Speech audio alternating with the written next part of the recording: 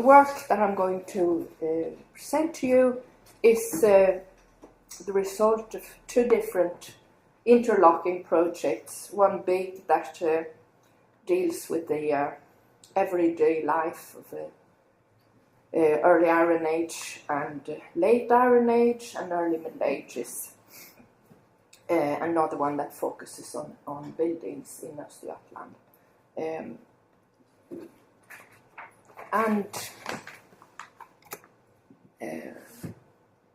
The early Iron Age then in the Linköping area, which is the study area for the project mainly, is about 5 by 5 kilometers, and it's been very thoroughly investigated. There have been, I think to this date, about 120 archaeological excavations of varying sizes, from small trenches to large-scale excavations, and they're all done as contract archaeology work. There's no research work as such. What we see in the archaeological record are changes in the settlement pattern and a fixation of land use around the birth of Christ. The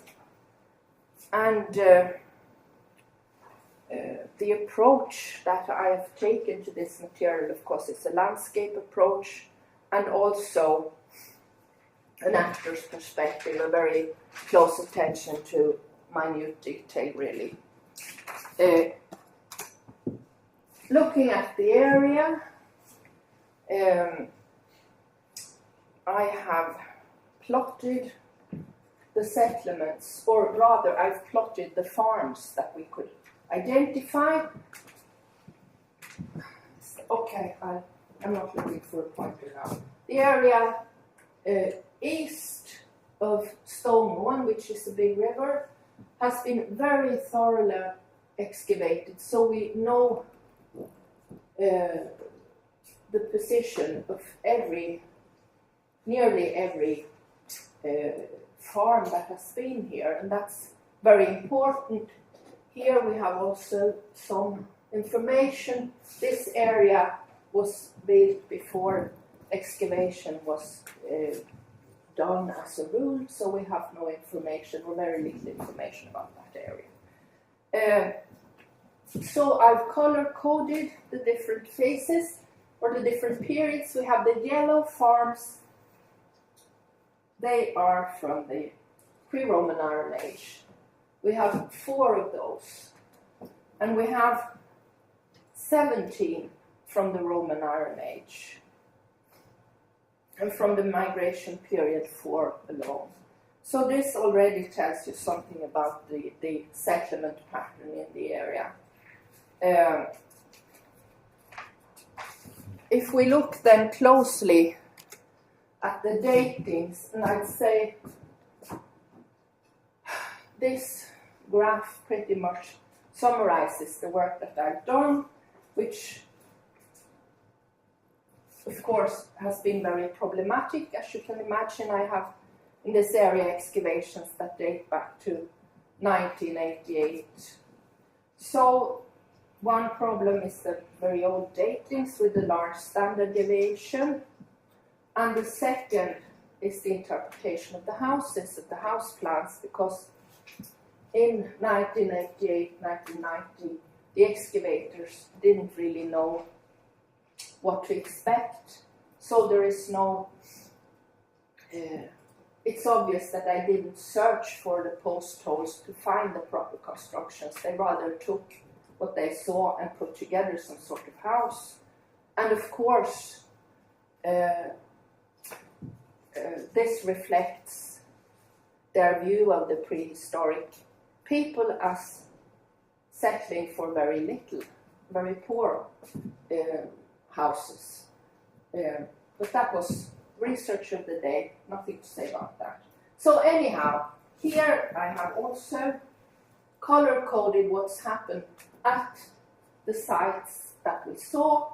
We have red, which indicates a activities preceding the buildings in the different sites. So we can see that there is a pattern of activities located to the same places where later buildings and farms were built. And these activities I interpret as focal places in the grazing landscape. Then we have the green activities, which indicate the period when there was one or many houses at the site. And we can see there are two major periods of change in the area. We have somewhere around the birth of Christ, the centuries around the birth of Christ, when many settlements were established, many farms were built.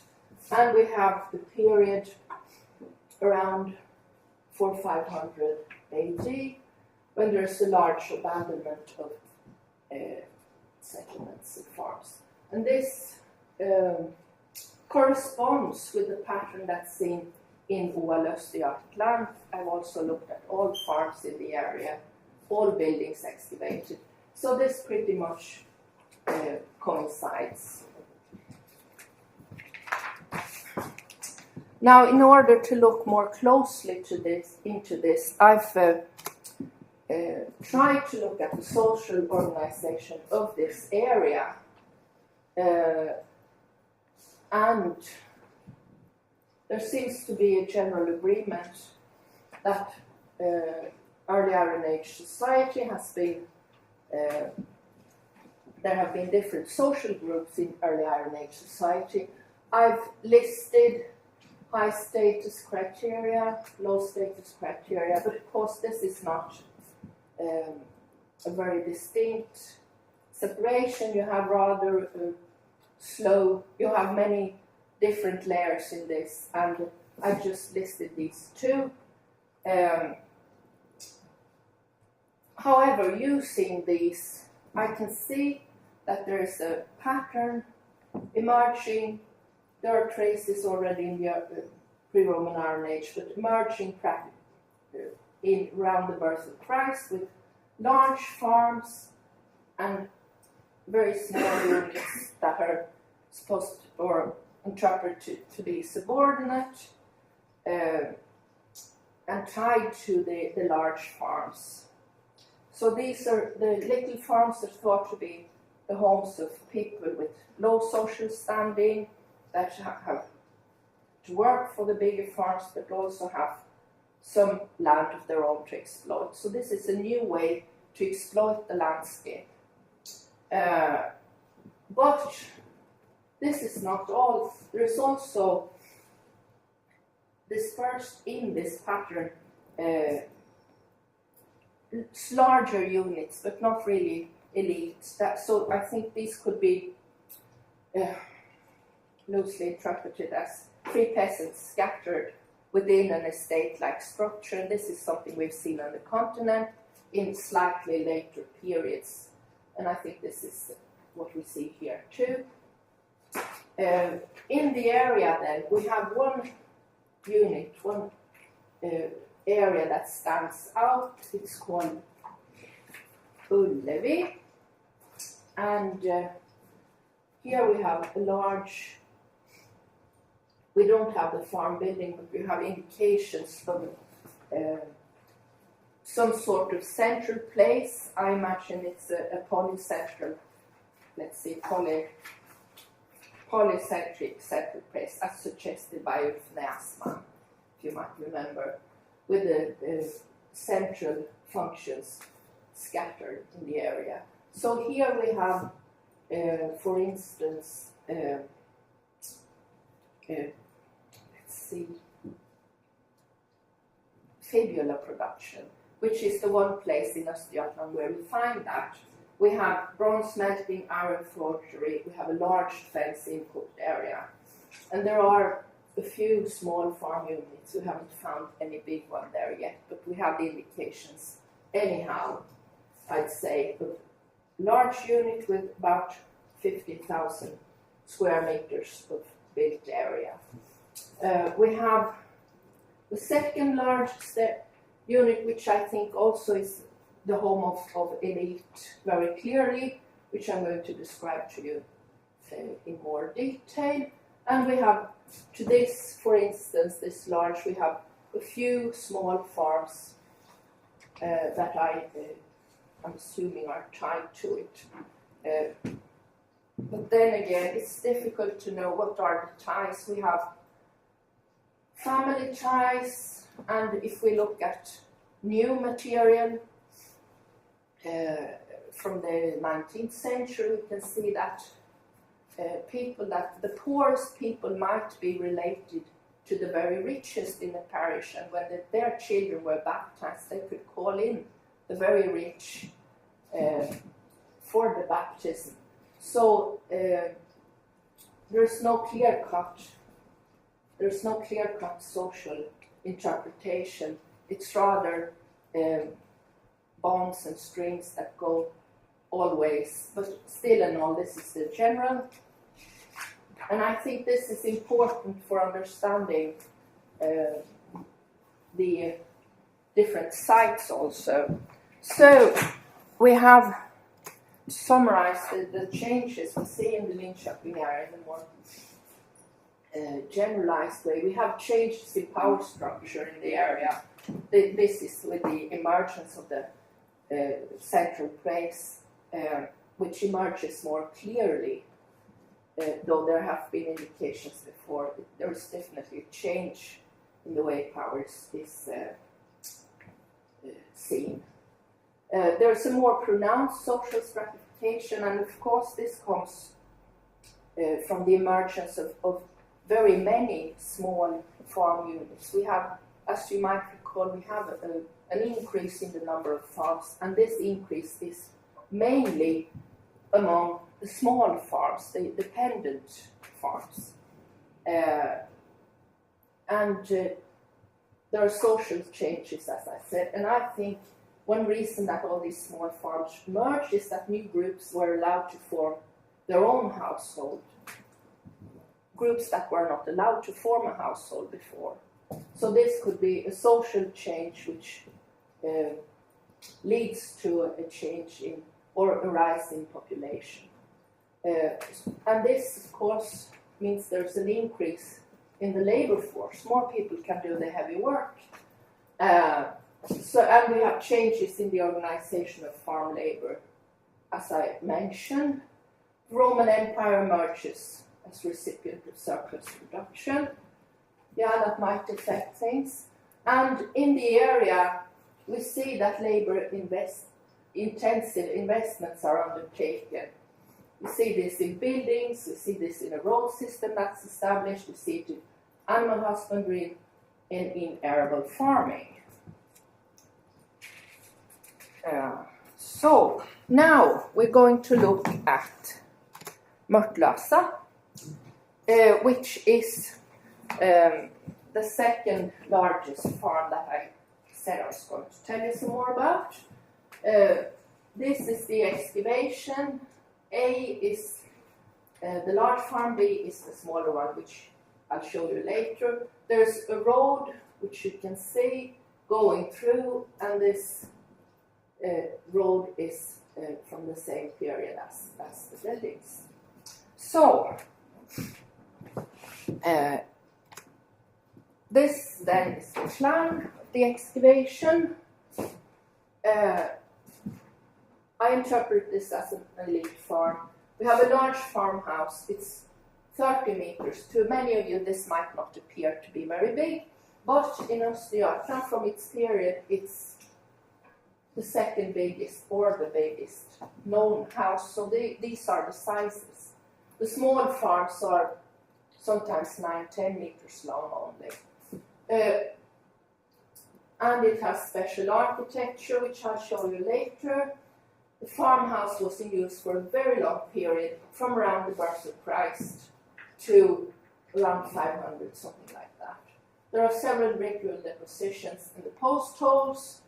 There's the tun area. I don't know any English expression for that. The tun is the built area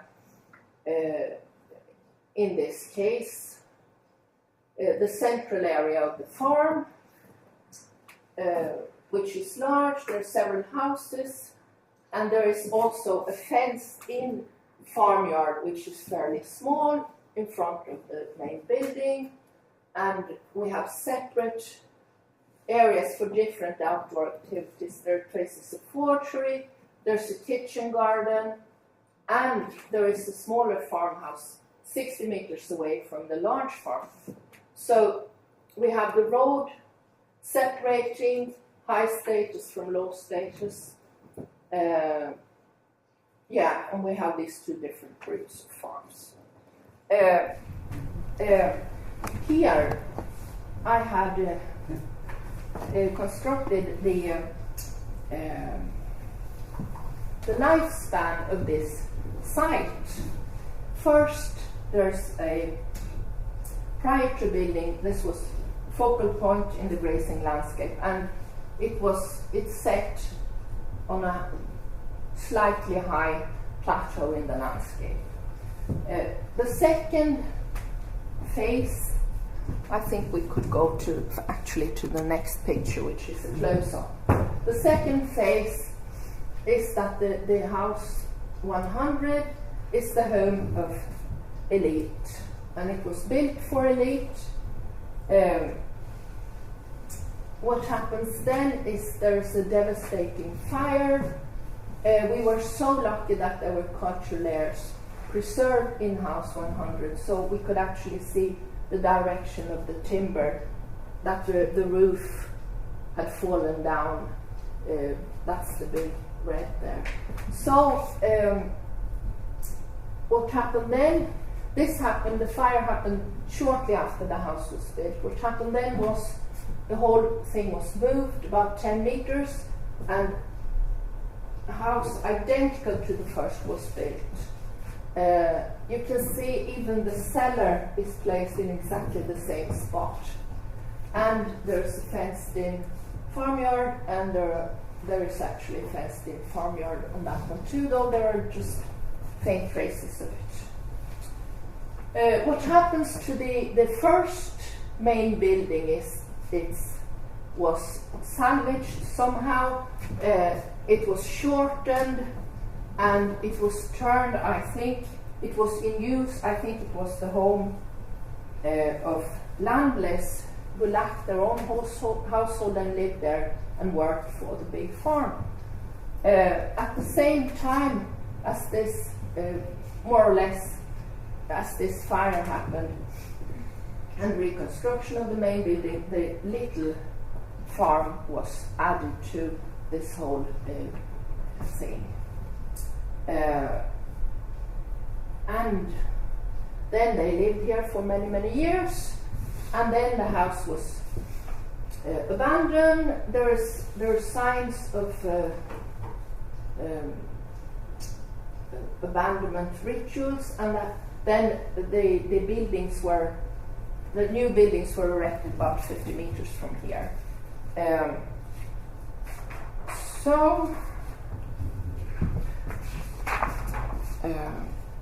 If we look then at the building itself, it's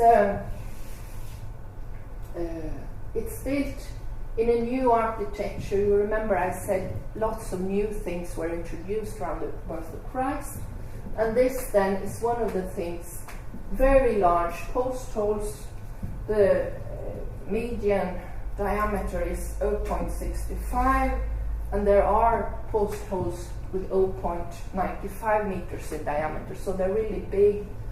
And the little farm had median value of 0.40. So these are, I think, this means something, and to my mind it means that the architecture of this big house was special.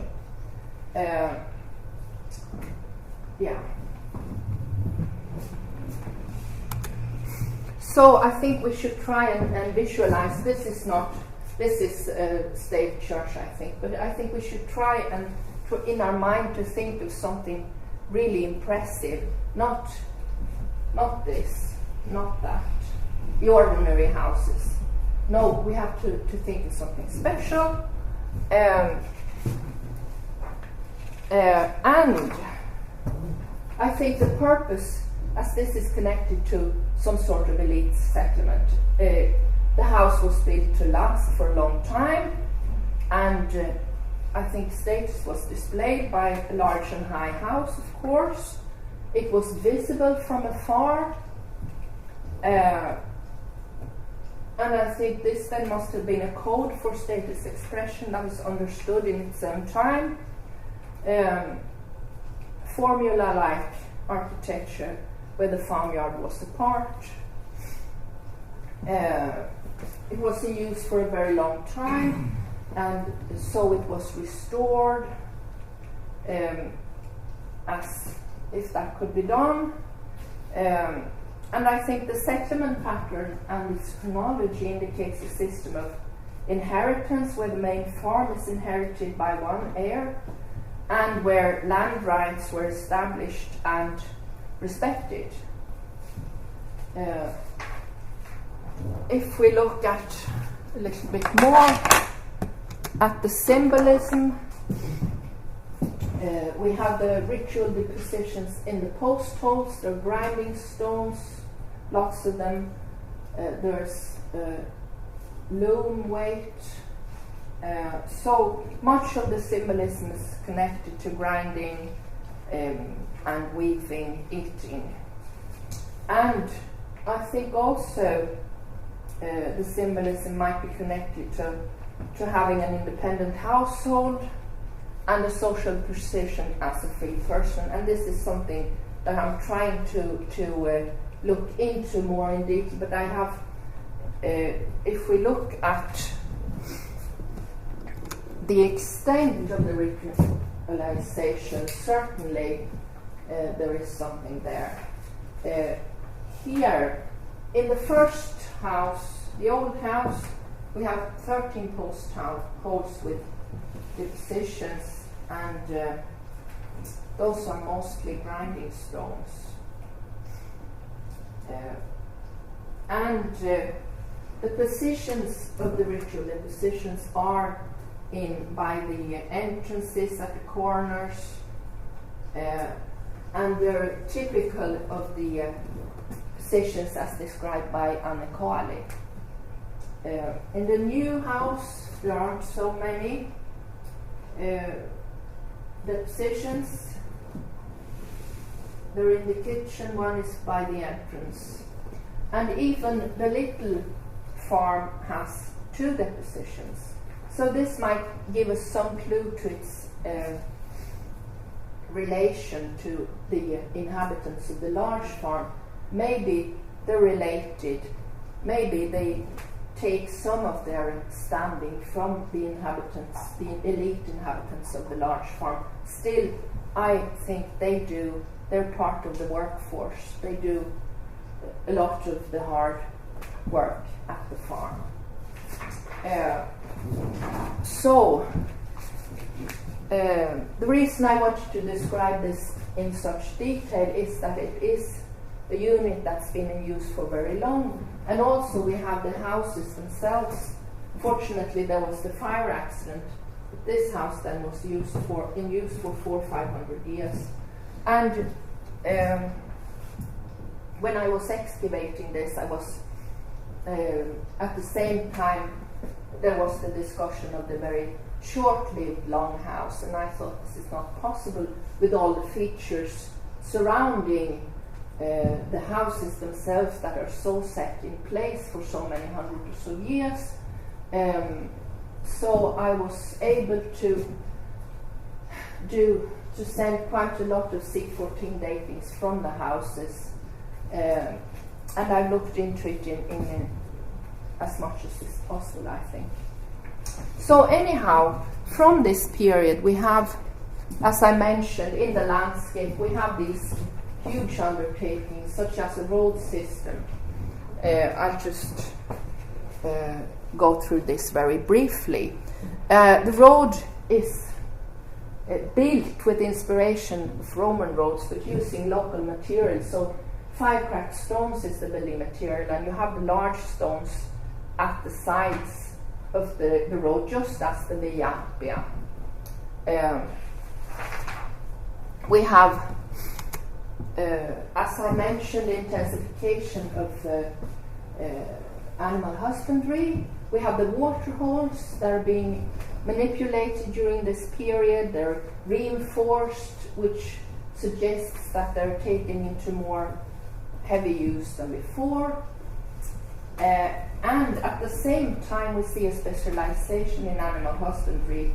There's a more pronounced regime of indoor wintering at some few houses, and this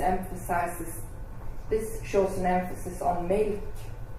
Though in this area, the outdoor regime still continues to be the main animal husbandry regime.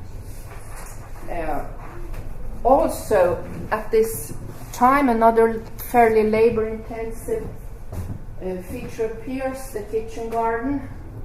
You see the arrow there, which has been identified through different methods. The best actually was micromorphology. Now I'm going to give you some examples very briefly of other sites where we also think that the building was in use for a very long time. This is a site that was probably outside the sphere of the Linköping area, or on the outskirts of it. A house in use maybe for 500 years, according to the excavator, 300 years. And he took a series of sequencing samples to illuminate this. And this site then, slightly later, you see boningshus up there, lots of post holes. That's the main building of the farm, built around 500 and in use to around 1,000 or so. So this house was in use for 500 years, and there's no doubt about it.